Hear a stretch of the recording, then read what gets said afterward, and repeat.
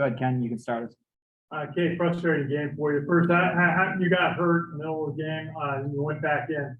Tell us about what it's going, getting hurt and then being able to go back in and make plays. Yeah, we had a good drive going there, and I just cramped up and couldn't seem to stop cramping. Just got to do a better job of hydrating and get myself ready to play. But that's all that happened. I just cramped up and just couldn't get going. But when I came back in, we had put the drive in the end zone, which was awesome. The guys that came in and played, phenomenal job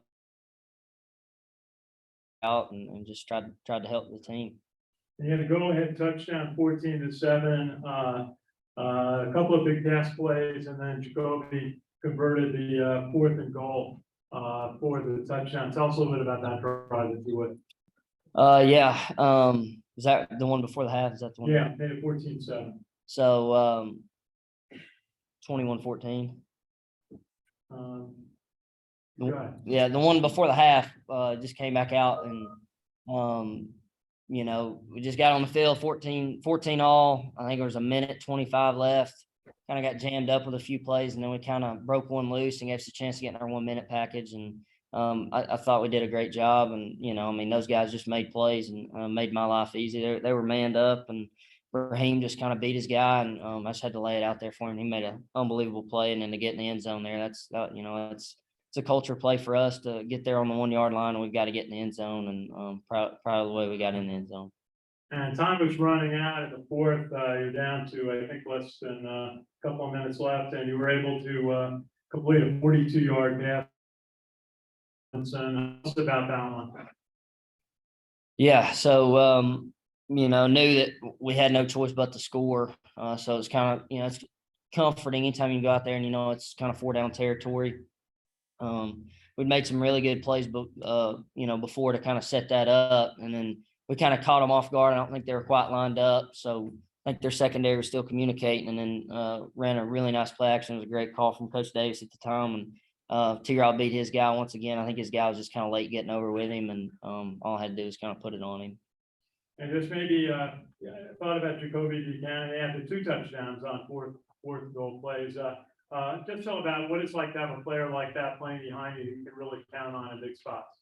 Yeah, Jacoby does a tremendous job running the offense and everything else. And then, he put a short yardage package in there.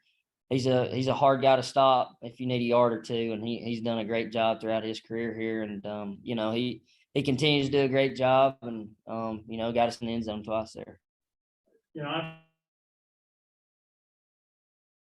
Honestly, a disappointing outcome, but your performance. How do you feel about your performance? Played like you made biggest today. He came back after injury. How did you feel about your own game today? The play that I'll remember about this game is in overtime pitching on the ground. When we had a great play call, Coach Davis set up an awesome play call, kind of countered on there, and I made a mistake of pitching it on the ground, and that's the one I'll remember from this performance. Thank you. Guys on Zoom, we can start. Ken or Joe, go ahead. Joe, you're on mute, Joe. Hi, Cade. Joe Iacono with GoBlackKnights.com. Can you hear me? Hey, Ken, do you want to start? Yeah, I got you. Hey, Cade, Ken McMillan from The Record. How tough is it to come out of this with a loss and go 0-2? It's just the next game, and being 0-2, it just puts desperation in football in the next week and correct the mistakes that, starting with me. I made plenty of mistakes today that can't happen in a close football game. And, we just got to come back to work next week and play. 2 weeks out of the year doesn't define a football team. It never does, especially in college football, where so many crazy things can happen. It's a long season, and, we just got to take it day by day and get better each and every day. Just come back next week and attack. Cade, last week, Tyre got more snaps than you. This week, it was the opposite. How do you feel about the confidence the coaches are showing in you? To me, I don't, that doesn't do anything to me. It doesn't make me feel any type of way. It's just, TT last week had it going and played very well.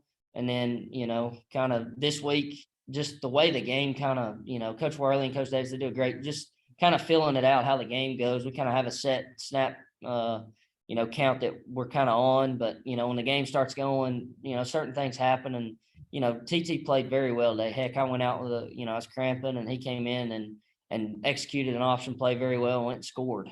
So, I mean, I don't put much stock in that.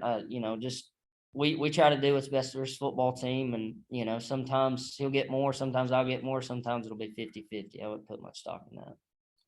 Cade, also, the fact that you guys are throwing the ball effectively this year, but with the long gainers, what does that do for your confidence as an offense, knowing that you can go both routes?